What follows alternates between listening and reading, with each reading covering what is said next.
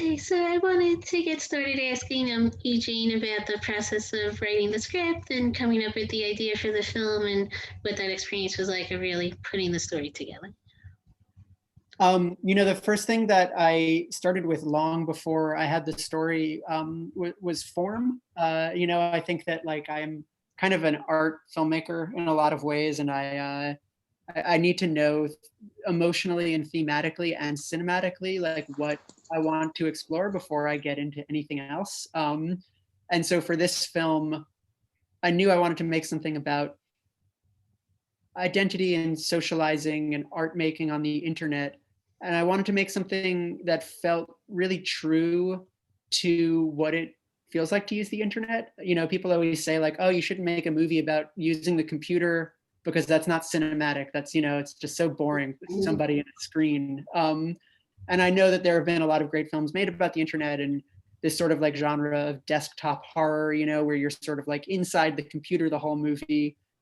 And I wanted to sort of like try to expand this language, using like the tools of filmmaking and think about how to make something that felt really true to that experience. If it's 2 a.m. and you're alone in your bedroom or your living room with the computer open and the glow of the screen sort of hypnotizing you. I wanted to make something that felt like that, and then also felt like what happens when you close your computer and then you're just alone in the dark. Mm-hmm. And I also wanted to ask you about how you became involved in the film and what you really liked about your character and how you became attached to starting the movie overall. So the way that I got involved in the film is I saw an online casting notice, and Abby Harry, one of like the kindest women you'll ever meet in your life, saw my picture and thought it was interesting, and they allowed me to audition just through like a regular video, and then they called me in quite quickly afterwards and allowed me to come in person. And then by next week they said that I got the role, and we started preparing, and it was just the greatest pleasure to be able to prepare for such a role. And one of the greatest things that I found about the character Casey and just the movie in general was that it felt so human, I guess you could say. I think a lot of times like big budget Hollywood movies try to make this like overcoat of what they think humanity is, and you could really feel like if they showed this film to like aliens, it would just really feel genuine. Mm-hmm. Even though of course this is not necessarily the way that most humans act at all times, it's just that really deep psyche that all of us have. It was just really interesting to go through. Jane, I also wanted to ask about directing the film as well and what that experience was like for you going from working on the script into directing the movie as well. I'm sorry, can you repeat? Yeah, what was the experience like of directing the film, and how did working on the script really maybe influence your directing style on the set? Yeah, I really thought a lot about how to write a script that wouldn't just be words on a page, but that could be like visuals and images and sound. That's sort of like the building block tools that you have to work with film. And so I wanted to make something that felt really true, and every word on the page needed to support the movie that I would eventually direct. And so that was sort of the most important thing for me, was writing a script that wasn't just a story, but that was the film and a piece of cinema. Also, I wanted to ask about casting the other roles in the film, especially with Michael, and what that process was like of having him sign on to star in the movie as well. We looked for Michael, who plays the other lead character in the film, for a long time. And without getting into too many spoilers, like I wanted to find a character who could take a role that would maybe be kind of stuck in a lot of other hands, or ran the risk of when you watch the film, it's sort of falling into this like very cliche internet stranger danger thing. The film is talking a lot about like meeting strangers online, and I wanted to find somebody who could take a character who I think a lesser actor would have maybe played with a lot of kind of like tropes that we're used to seeing, and just imbue him with so much personality and vulnerability and emotion. We looked at a lot of people for that role. I've been a big fan of Michael's performances in a few other films. Beyond the Black Rainbow, he's one of the leads in, and a film by a filmmaker called Matt Porterfield called Solars Point, where he plays a neo-Nazi character that, again, in lesser hands, I think could have been very one note. And there's just such a sadness and complexity to this character who's only on screen for a very little time in that film. And so knowing all of this and then talking to Michael and talking about, like that's what drives him as an actor, and he's this fantastic character actor who's so great at imbuing characters with something unexpected. And I also wanted to ask you both, especially you, and in working with Michael once production began, and maybe how you built that relationship between the two characters overall as well. Well, I actually had not met Michael before actually the day of filming, which was actually basically like my favorite day of filming, but we completely, I didn't actually even know how Michael looked like. And Jane wouldn't give me the name of Michael, the full name, so I couldn't look up Michael. So because Casey, the way that she, was basically talking with, JLB without giving spoilers, it's just she didn't know this person at all. So Jane really allowed me to embody the character by really not having any clue as to who this person was. Mm-hmm. And also I wanted to ask about really working with your cinematographer and really figuring out how to visually shoot the movie with a lot of scenes taking place on the computer, like you mentioned, and what that experience was like of really figuring out how you would approach filming the movie that way in particular.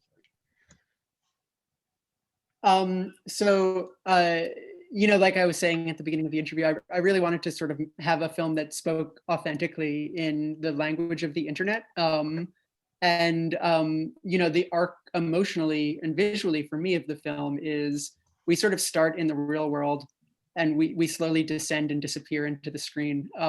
And so a lot of the first section of the movie, which is shot on the Alexa Mini, and I think looks gorgeous and cinematic, like perhaps we're used to seeing in art films, we slowly, it's almost like somebody kicks out the legs of the movie and all of a sudden we're watching things that were shot on Mac photo booth or on a Canon camera. And this sort of descent into amateur aesthetics to me was one of the most exciting things about the movie. And it's the experience of watching it.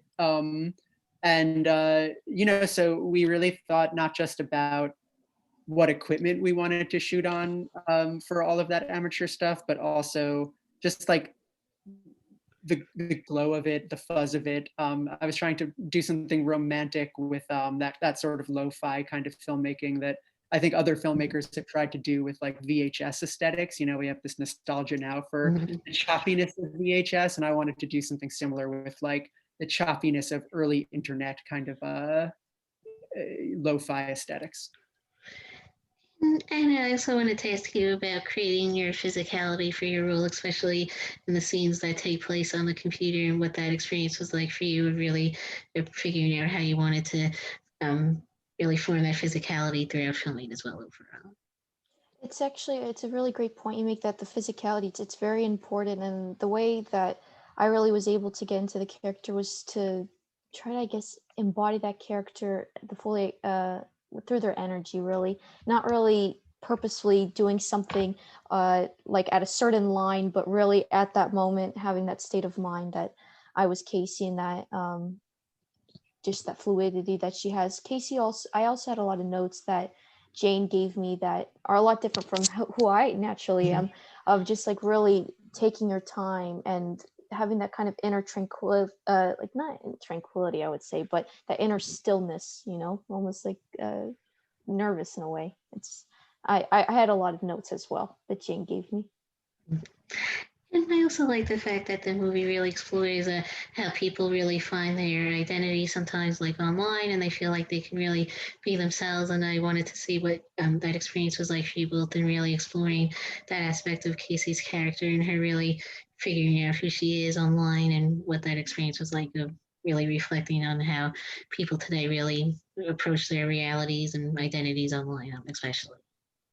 It's a fun thing for me, because I think that one thing that I was conscious of in making the movie was the ways in which this sort of performance happens online. And the internet, don't get me wrong, is a very unique place for many reasons, and it does afford this sort of anonymity where you can recreate yourself in various ways. But I do think we do it, and we've always been doing it, and we've always been looking to the fictions in our world to help us understand our real worlds, and we've always been, like discovering our own authentic selves through the media we consume and the stories that we are drawn to and that resonate with us and that predate us in some cases. And so I think that as much as it is a film very specifically about the internet, and finding yourself and experimenting with identity online, it's also like sort of using the internet as a metaphor for an experience that even if you've never logged online, I think is just a part of the human condition.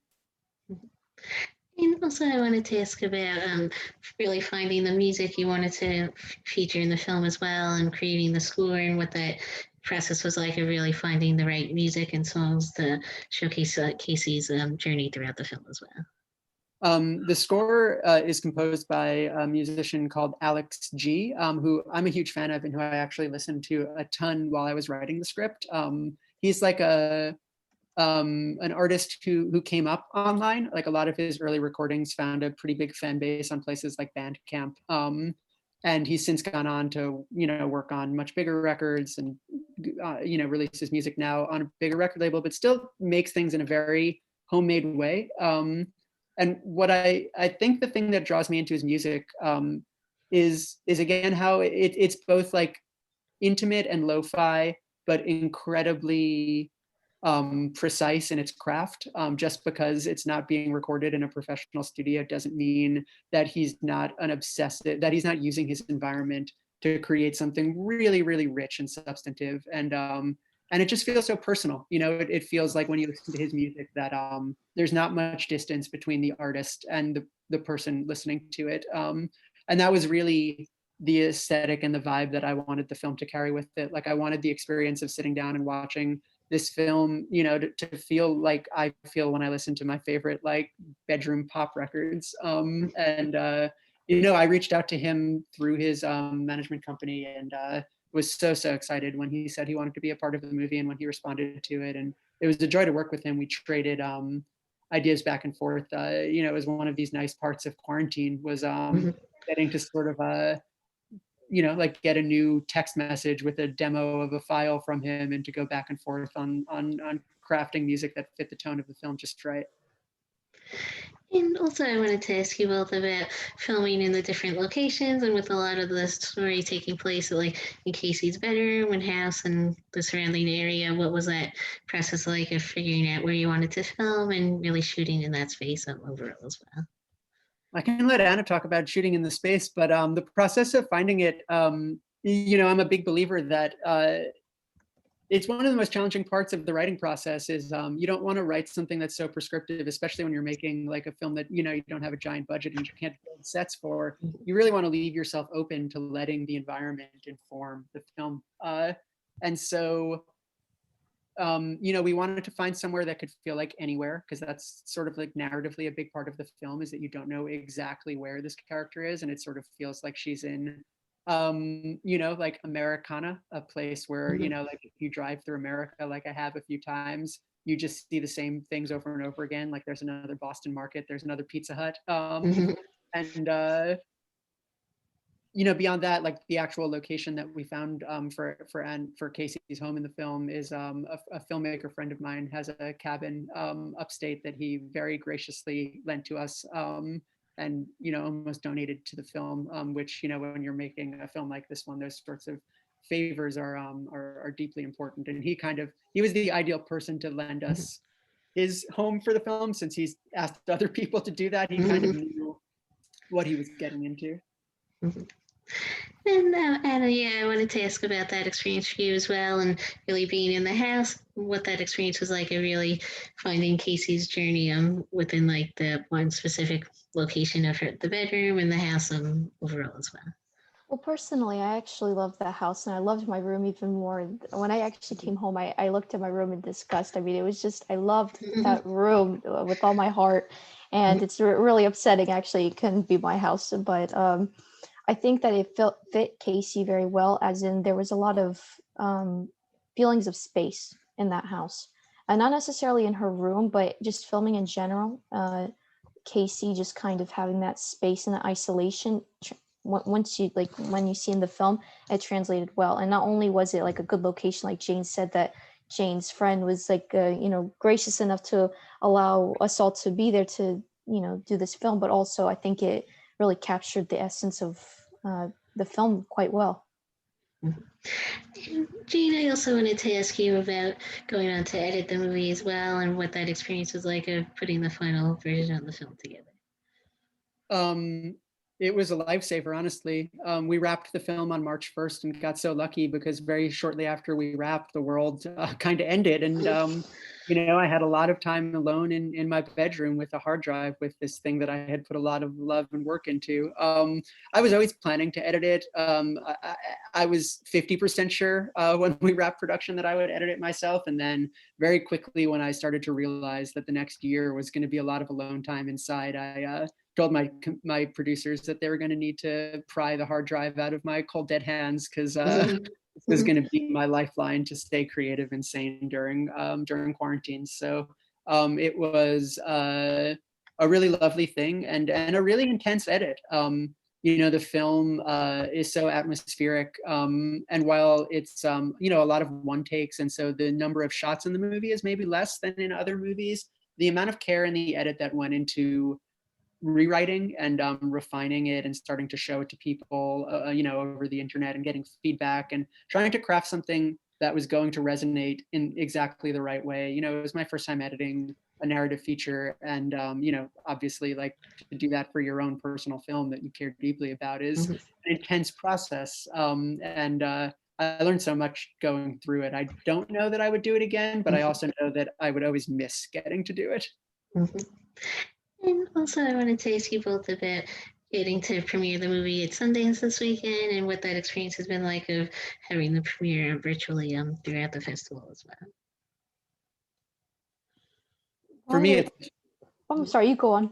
Okay, I'll go first. For me, it's such a blessing, and like when we realized that movie theaters might not be around for a little while, my heart was definitely a little bit broken, because the dream is obviously to sit in a theater with everyone you love and watch the thing that you worked so hard on. But when we found out that we'd be able to premiere at Sundance, and that on this one night, so many people in all of these different places would get to be alone and together watching the movie for the first time, that to me felt amazing and so in keeping with the film we made. So it's just an incredible opportunity to get the film out in front of a lot of people. And Anna, I also wanted to ask you the same thing, and what that experience has been like, with this being your first film as well, as an actress, being able to share the movie during Sundance as well.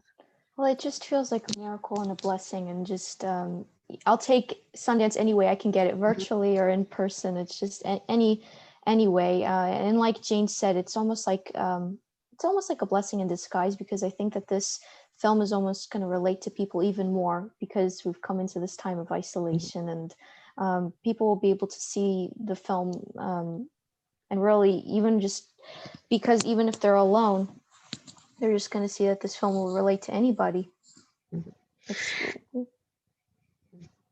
Okay, I think that was mainly it, but thank you both again for taking the time out today. Thank you so much, Karen. Great to meet you. Thanks. You too. Thanks again. Thank you.